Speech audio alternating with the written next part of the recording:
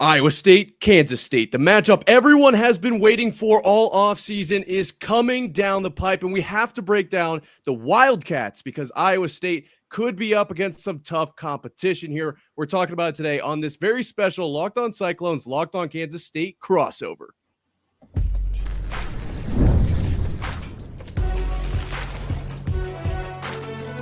You are Locked On College Crossover, part of the Locked On Podcast Network. Your team every day.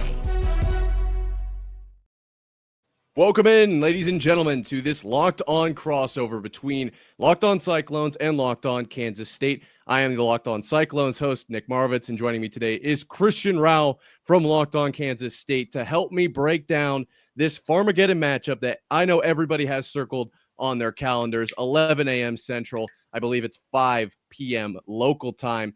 So nothing too crazy for the guys out there. We're going to talk a little bit about Kansas State today, break down their offense, their defense, maybe their special teams if Christian's feeling a little spicy in there, talk a little bit about post-spring ball and kind of the season as a whole. We'll take a look at their win total over under there. Very, very excited to jump into this. Obviously, Christian, what are we looking at here post-spring ball? Obviously, there's a lot of fuss at this time of year because everyone's excited to see what this team can do. Does Kansas State have any notable transfers? What did spring ball look like for Kansas State for all my Cyclone listeners out there?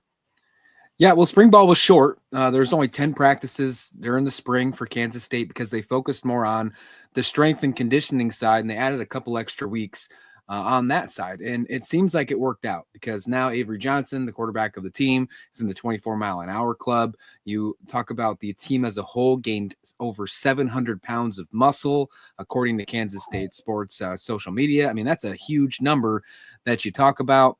And even though I think they had a great transfer portal, I seem to be in the minority of that. If you look at some of the industry rankings, Kansas State's towards the bottom in transfer portal rankings in the Big 12, but I think they hit the nail on the head with a lot of pieces. And the biggest part here, Nick, is that they had great retention, something that the basketball team can't say, but definitely the football team can say.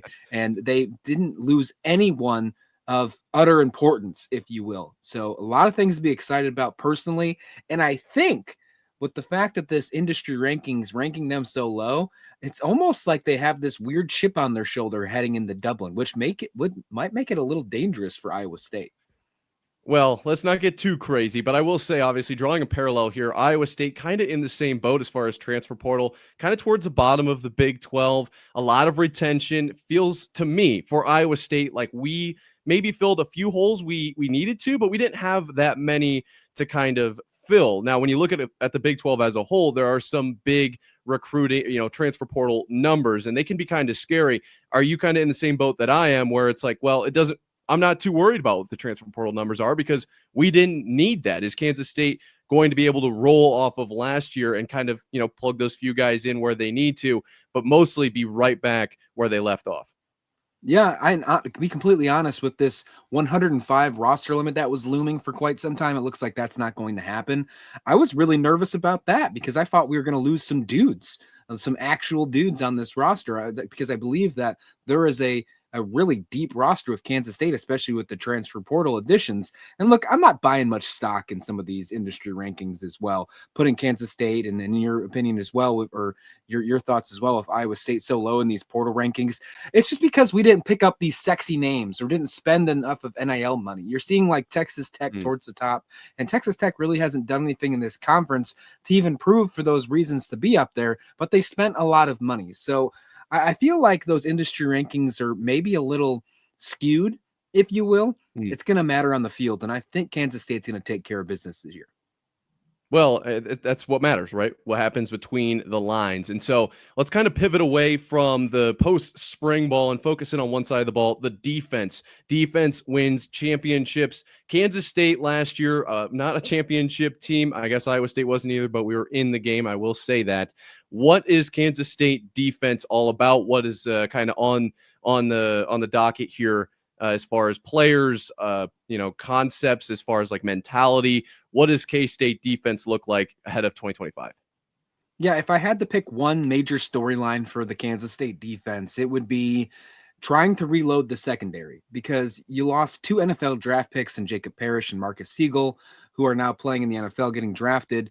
And you have to find a way to fill those holes, because the secondary was the biggest issue on the defense last year. Let up a lot of big plays, and it just wasn't great. And you get to the bowl game against Rutgers, Nick, and there was a couple freshmen that stuck out to me that was really exciting. And you, not just freshmen, just like some players that needed to take that next step forward. And you kind of got a little taste behind the scenes of what we could see in 2025. And players like Donovan McIntosh and Zayshawn Rich were 2 that really surprised me and showed that they could potentially be some of the top corners in Kansas State for this next season. And then I think they did an absolutely great job in the transfer portal, bringing in Amarian Fortenberry, who's an absolute dog in my opinion, Jaden Rowe coming over from Oklahoma, who had some injury issues in the past, but might be the most amazing athlete, like the craziest athlete in all of the Big 12 if he's healthy on the field. Like, this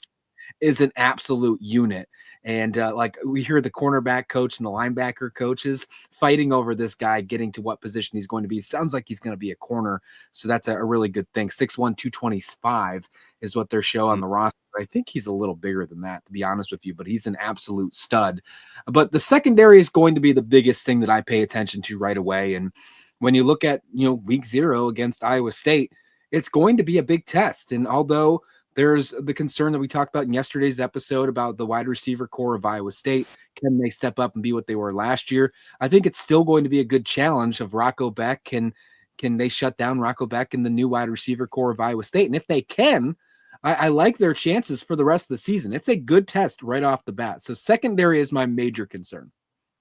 Interesting. So the secondary was very, very good for Iowa State last year. Now you talk about going into this game against Iowa State, the receiving kind of dilemma that Iowa State's in, no Higgins, no Knoll, but I feel good about where we're at. We talked about it yesterday. I'm sure that you're kind of getting up to speed with how Iowa State could be a danger in the passing game, but Iowa State last year, run defense, not so great. That's why I want to ask you, because it kind of felt like it was our downfall.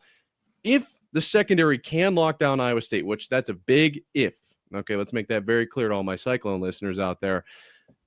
The Iowa State run game could be very good this year with more experience in Carson Hansen and Abu Sama.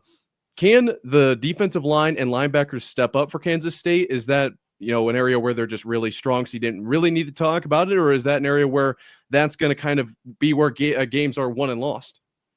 Yeah, if you're talking about the trenches, about the run-stopping portion first, I think that could be, to me, that's a double-edged sword to me. I think it could be really good, but I think that maybe there's a piece that we didn't add that I would have liked to. We didn't touch the defensive tackle spot in the portal, but we also brought back some players that are 5-year, 6-year guys that are going to play again this season that have been there for quite some time. So we're talking about Damian Aleo. We're talking about Yusa Samalo.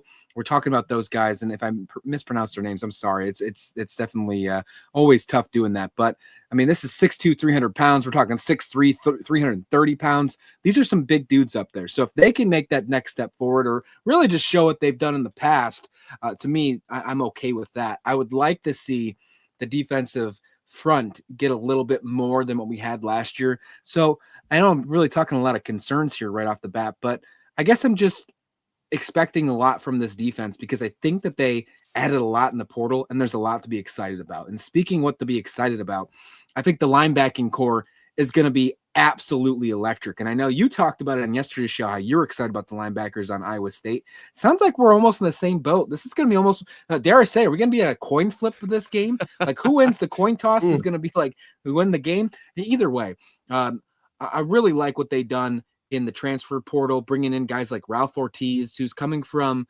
a lower level, but I think has the ability to do really well in the Big 12. And then Gabe Powers. Gabe Powers might be your new favorite Kansas State Wildcat if you are a Kansas State Wildcats fan. Like, coming from Ohio State, has the ability to be a top-end linebacker, and not just the Big 12, but I think the country as well. And if you put him beside Austin Romaine, who had a great year last year, PFF is already talking about making sure you have to make sure that Austin Romaine is in your just small notebook, your little black book, 10 linebackers to know, a graphic they put out just a few days ago, and Austin Romaine was on there. Dude's arguably probably going to be a top 100 pick, maybe even a top 50 pick in the NFL draft next year. The linebacking core is going to be absolutely dirty. So if I had to pick one strength of this defense, since we were talking about concerns over and over again to lead off this segment, I think the linebacking core is going to be something that makes Big 12 teams petrified if they have to play Kansas State. The linebackers, in my opinion, can make a big impact on defense. Now, you mentioned some of those kind of returning players for Kansas State on the defensive side of the ball. Avery Johnson returning with vengeance. Right after this, we're going to break down the Kansas State offense and what Iowa State needs to fear as far as, trying to stop the Wildcats. Don't go anywhere. We're coming right back after this. The NBA playoffs are in full swing, and every night delivers highlight-worthy performances, major momentum shifts, and can't-miss moments. Whether it's a game-winning shot or breakout player, there's never been a better time to get in on the action. FanDuel makes it so easy to stay in the game before tip-off and live with player props, performance trends, and same-game parlays. Fans have more ways than ever to play smart and win big. Christian, I am just so pumped up for this Eastern Conference Finals between the Pacers and the Knicks. Obviously, Halliburton, a guy I'm looking at tonight. The spread is 4.5. What are you looking at? 4.5. That's a nasty spread. It could go either way, so I'm okay with that. This is a series I think is going to go 7 games, so it's hard for me to pick game one, but I'm leaning towards the Knicks if I have to. I know you might not like that feeling because of Iowa State's Halliburton, but I think the Knicks take game one and maybe prove a little bit of a message that they belong there, something that they haven't heard in a very, very long time. Give me the Pacers and the points, and if your first $5 bet hits, you can get 40 times your money and $200 in bonus bets. If you're new to FanDuel, it's the perfect time to sign up. Head to FanDuel.com and place your first $5 bet. If it wins, you'll get $200 in bonus bets. Make every moment more with FanDuel, official sports betting partner of the NBA. Defense wins championships, Christian. We all know this, but I don't know if you know this.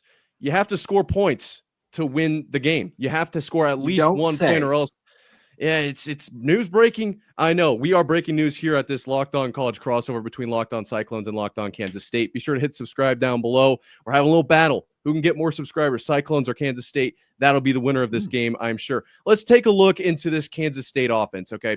This is something I am very excited to see what will happen over the course of the season. Obviously, in this first game, Avery Johnson, a quarterback that turned a lot of heads, I think, last year, and especially in the offseason, notably with Tennessee and that whole situation that was going on there. Compared him to Rocco Becht. We know how I feel. How do you feel about Avery Johnson going into this season? What has he done in the offseason and going into this game in particular over the pond against Iowa State? I think he's done everything that he needs to do right this offseason to take that next step forward to being not just the guy that we talk about being the Kansas State quarterback after Will Howard, the Kansas State quarterback in his first year under center for Chris Klieman. No, I think we finally start talking about Avery Johnson as a guy that not only is going to be seen as one of the top quarterbacks in the Big 12, but is potentially a dark horse candidate for the Heisman Trophy. Like, I really think that we are going to get to that point with Avery Johnson this year. I truly do. There was a lot of issues with his game last year. And what I mean by a lot of issues, they were just small tweaks that needed to be adjusted. But we see a lot of that happen with first-year quarterbacks. Like, this is not an easy game to play. I think I don't have to tell you that, Nick. This is a very tough game to play. But there was an interesting tweet that came out on social media yesterday. Power Cat Ryan put it out. I want to shout him out for this, but he said, since 2000, quarterbacks as a freshman or sophomore with 2,700 or more passing yards, 25 or more passing touchdowns, or 10 or few interceptions, 600 rushing yards, 7 or more rushing touchdowns to win 9 games in a Power 4 school. There's only a small list. Avery Johnson was on that list last year. Listen to the other names on this list. You had Drake May, first-round pick, New England Patriots. Lamar Jackson, ding, ding, ding. Pretty sure we know who that is, right? J.T. Barrett, who was great for Ohio State. Marcus Mariota, who arguably is like one of the greatest college quarterbacks of all time. Johnny Manziel, exactly what I just Wow. said. Tim Tebow, exactly what I just said. Most of these are Heisman Trophy winners. When you look at Lamar Jackson, Marcus Mariota, Johnny Manziel, Tim Tebow. So if he can do that exactly what he did last year, this next year, but stepping up with a vengeance, I think Kansas State's going to be in a really amazing boat heading into the year. So I really like where Avery Johnson is right now. He had a great strength and performance before spring training, as a spring practice, if you will. As I mentioned, 24-mile-an-hour club. Looks really good. Has his own strawberry lemonade now. Lots of things to be excited about if you're in Manhattan. Oh yeah, NIL deal, strawberry lemonade. It's delicious. Don't get me wrong. I am a huge fan of strawberry lemonade. I'm going to say really quickly, that stat, as you were kind of listening off, I'm sure I wasn't the only one that was listening thinking, boy, this is getting really specific. I don't know how this is going to go. And then the list was longer than I thought and chock full of huge names. So that's actually kind of a big deal. Now, Avery Johnson looking to kind of make the next step into that kind of category of name, right? I don't know if you would right now put him on the same level as Johnny Manziel. I don't think that that's really what this case is.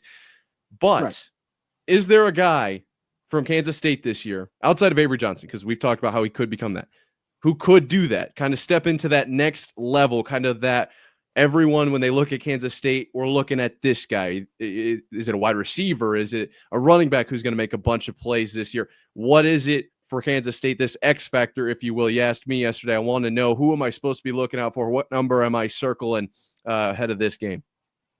Yeah, I mean, two immediately come to my mind, and it's running back one, Dylan Edwards. I mean, just after coming from Colorado 2 years ago, last year was absolutely electric behind DJ Giddens every time he touched the ball. Now that Matt Wells is going to be the sole offensive coordinator on this team, and for the record, swinging back to Avery Johnson real quick, Matt Wells also was the head coach of Jordan Love when he was with Utah State. So Matt Wells knows how to bring a quarterback up, right? So add another NFL caliber quarterback to that list, now working with Avery Johnson. So, but Dylan Edwards, I think we saw a nice little taste in the Rape Bowl where Matt Wells was the play caller. He was the guy. He was the guy that was doing it all. And we saw some jet sweeps. We saw a lot of outside runs. DJ Giddens opted out of that bowl game. So we got to see a little taste of that. So I think we could see him make a nice step forward. Now, he's not the biggest guy in the room, right? And that doesn't always mean a big deal because, I mean, talking Kansas State here, Darren Sproles never had that problem. Yeah. But Dylan Edwards, 5'9", 167, according to the spring roster. Wow. You have to think a little bit of longevity. You have to think that he could potentially get injured. And I hate to bring that up when we're in May, but that's a true concern. And I think you have to have that, you know, just realistic view heading into the season. So if he can stay healthy, I mean, he's going to be one of the best running backs in the nation, in my opinion. And if you want to add two, if you want me to play cop out and add a second one, I will. I think Jace Brown can have a huge year this year because last year, I think the wide receiver group was subpar. I think the only player on that wide receiver room that was great was Jace Brown. And there was a couple other players that stepped up and did some things at certain times. Trey Spivey, who's now at Arizona. Dante Cephas was supposed to be great coming over from Penn State. That never really panned out. But now that Jace Brown has a great, in my opinion, a great wide receiver room around him, they added size, Nick. They added some great size to the wide receiver room, something that we haven't seen in a very long time for Kansas State. Adding players like Jerand Bradley, who played at Texas Tech at one point, was with Boston College last year. Adding Jerand Tibbs, who was with Purdue last year. So both with power 2, power 4, whatever you want to call it, caliber type of play and experience. Now you're going to add them to the mix, but you still have Jace Brown as your number one wide receiver. I think he could absolutely ball out as well now that he's not the number one threat, if you will, or the only way that you know that he's going to throw to on the field. So there's two for you. Okay. One last thought here. I want you to keep this realistic thought process you had prior to this. Kansas State, 5 games by my count of over 40 points last year. That's a lot. Does Kansas State offense get better this year compared to last year? Yes, 100% yes. And here's why, in my opinion. We go back to Matt Wells and the conversation about him being the sole offensive coordinator right now. Look, he was the head coach at Texas Tech before he took over and joined the Kansas State staff. That didn't really work out in his favor, if you will. But there's never been a doubt about him being an offensive-minded coach. What we've seen from Jordan Love when he's with Utah State, as I mentioned. One thing that he did very, very well with Jordan Love was successful play action plays. And Jordan Love was an athlete, but he's not as big of an athlete as Avery Johnson. I think Avery Johnson is a better athlete than Jordan Love is. And I don't think that you can make an argument against that one. He's a dual threat quarterback. The arm might be some of the concern, but you're talking about Jace Brown, who is an absolute X factor, in my opinion. Now you're talking about two other wide receivers in Bradley and Tibbs who have size, who also can create separation in space. And you have a fast running back that's crazy outside the tackles in Dylan Edwards. If you can utilize that play action properly because you're scared Dylan Edwards might burn you on an 8-yard play off the tackles, you're going to have some big, big plays deep to some of these big wide receivers. That right there is my sole number one reason why I think this offense will be better. So you talk about multiple 40-point games. I think you do that just again in 2025. Looks like the Iowa State defense is going to have a bit of a, kind of big shoes to fill a little bit situation going on here, but I'm not scared. I think that's actually good for them. Give them some experience, a little bit of, hey, this is what football is right off the bat. I like it. Before we wrap up today's episode, we have to talk about Kansas State as a whole, the season outlook, if you will, schedule, over, under, wins, everything. Let's tie a bow up on it. Coming back right after this.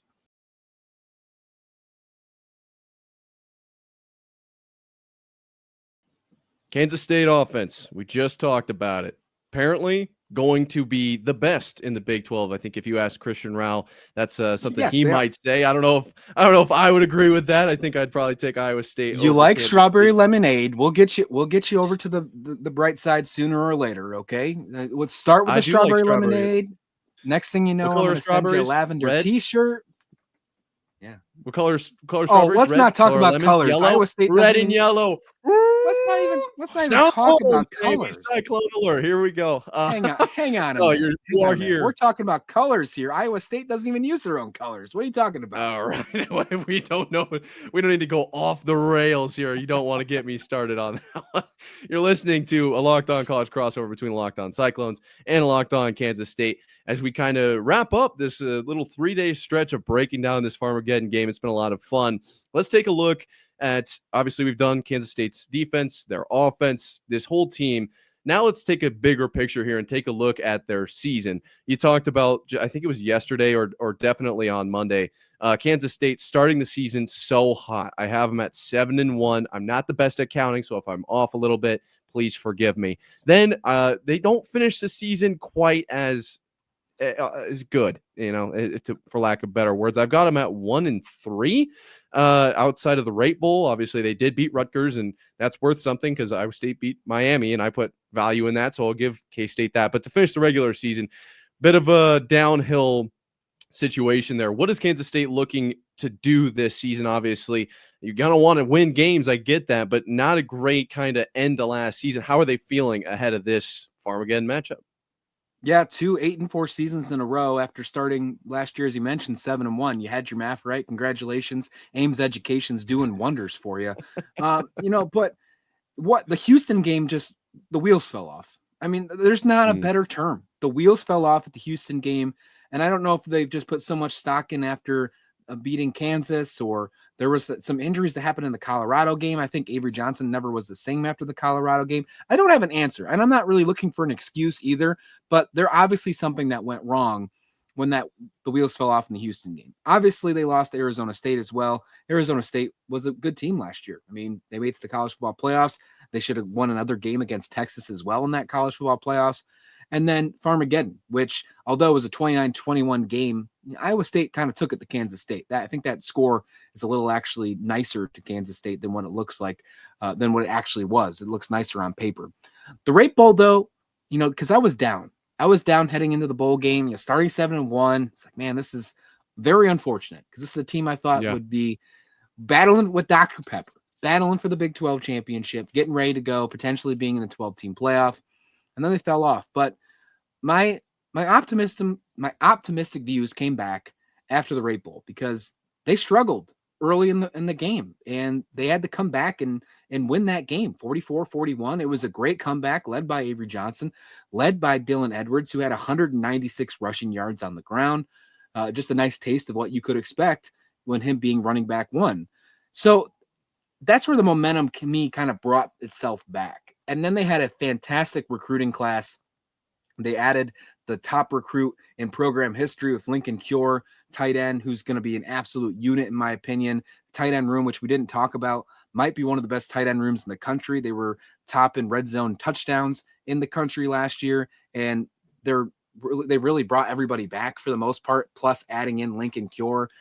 So that's another momentum shift. I think the transfer portal was fantastic in both the winter and the spring portals, and they didn't lose anybody. So I think the momentum is just riding high for Kansas State and continues to go on. So if I had to say what they are expecting heading into Dublin, it's just keep that momentum rolling. It's just find a way to keep on winning. And, I hate to take it from the basketball team because they've really not earned this, but find a way to go 1-0, right? Find a way to do that.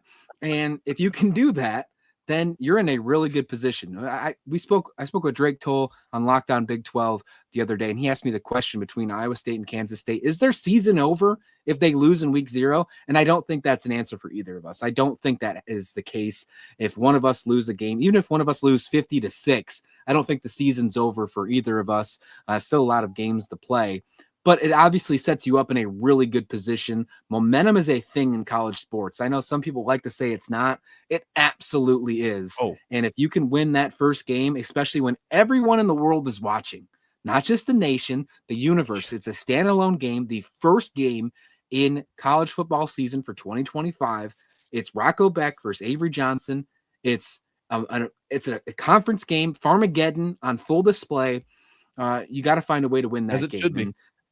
Yeah, and I think personally it's a coin flip. I'll lean towards Kansas State because I do think that there's, they're playing with a chip on their shoulder. I think they've improved very well, and I think they can win this game. But I think it's a coin flip. When we get closer, I'm going to be a lot tougher on that, and I'm going to tell you lots of reasons why Iowa State will lose by 30. But as of right now, I mean, when I'm doing the schedules, and we're talking about, I know we're about to do it right now. When I'm going through the schedules, I leave Iowa State blank. Week 0 blank, and I fill the rest of them first. And then I say, okay, it can be either this win-loss total or this win-loss total, because I truly think Iowa State, Kansas State, week 0 is a toss-up. And that is great if you're a college football fan.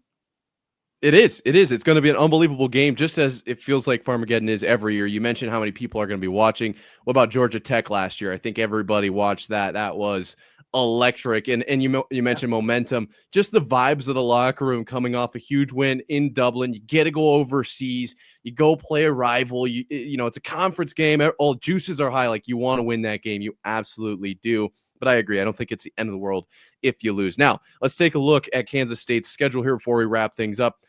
Over under, for some reason, is a game higher than Iowa State. 8.5 is the line set by our friends over at FanDuel. I ask you this because I know Iowa State will be in the Big 12 championship game. I think we have the path to get there. What games will Kansas State have trouble with? What are their toughest games ahead of this? And what do you think their floor and ceiling are this far out in May, obviously, ahead of this season? I mean, 8.5 games is, if I'm Vegas, that's a perfect spot to lie, because last 2 seasons, you're 8-4. You haven't got a double digits win since you won the Big 12 championship in 2022. So I don't blame Vegas for putting it at 8.5 right now. I really don't. But I think this team at their floor is 9-3. And I think that they can obviously be as good as 12-0. But if I'm going ahead and picking right now, they can. They really can. I'm not expecting it. Yeah, I'm not expecting it, but I think they can. I think they finished 10-2 here. And this is me with the fact of saying that they can beat Iowa State, even if it's a coin flip. So if it doesn't happen, coin flip at the very floor, 9-3, as I mentioned. The 2 games that bug me right off the bat, Baylor. At Baylor. For some reason, I keep looking at that one. You take care of Iowa State. Let's just say that happens in Dublin. Then you play, in my opinion, what is a pretty easy non-conference schedule with North Dakota. You have Army, who's in a rebuilding year, and Arizona, who is a Big 12 opponent, but technically non-conference this year. And in my opinion, I think Arizona is going to be finishing in the bottom 2 in the Big 12 coming up this season. Then you have UCF, who's rebuilding with Scott Frost. Other than Iowa State, you play, without a lack of better term, some pretty soft programs heading into Baylor on the road to start October. That one makes me a little nervous. So I think that's the first true test. And hey, if Avery Johnson can step up and what I think that he's going to be, if he proves that wrong, then I think they run it really hard. So I'm not worried about Lawrence on the road. Never worried about the Jayhawks. Never will be. Never, ever. So Baylor's won. And then towards the end of the season, you got a road series between Oklahoma State and Utah. And look, we've been in the Big 12 for a long time. And the Big 12 is all about parity. We have learned that over the last few seasons for sure. Chaos ensued when it comes to the Big 12. Oklahoma State and Utah were not good last year. They weren't great. But also, the Big 12 media poll picked Arizona State to finish last year. Look where they were. In 2022, when TCU made it to the national championship, the media poll picked them 7th. So I expect at least one of these teams, Oklahoma State and Utah, to at least be better. I'm not saying they're going to be the top of the conference or anything, but they're not going to be bottom feeders like they were in the last season. You got some incredible good coaches in Gundy and Whittingham as well. So you got to think that some of those are going to step up. And after playing a tough Texas Tech team, after a team that you're expecting to be really good after all the money they spent on the road or at home, you got to go on the road for 2 games. So I'm going to say, I think they lose to Baylor. I think they lose to Utah, and they finish 10-2, and they still make the Big 12 championship. Christian Rao says, take the over on Kansas State's win total. I can't wait to see this season play out. I cannot wait for this Farmageddon game. Christian, where can everyone find you as you break down everything Kansas State heading up as this football season looms nearer and nearer by the day? I can't wait. Yeah, less than 100 days. I can't wait till we can say less than 50 days very soon. But you can find me on Twitter at LockedOnKState, talking about everything about the Wildcats, all about the Cats. And you can find the show Locked On Kansas State, YouTube, wherever you listen to your podcast, bringing you Kansas State Wildcats coverage like no one else. Your team every day. Same here. Locked On Cyclones. You know where to find us, and at Nick_Marv on Twitter. Thank you guys so much for listening. If you haven't subscribed, it's free. Let's see who's going to win this game. Is it Cyclones? Is it Wildcats? I'm leaning Cyclones. This has been and always will be yours truly, Christian Rao and Nick Marvitz, Farmageddon Locked On Crossover.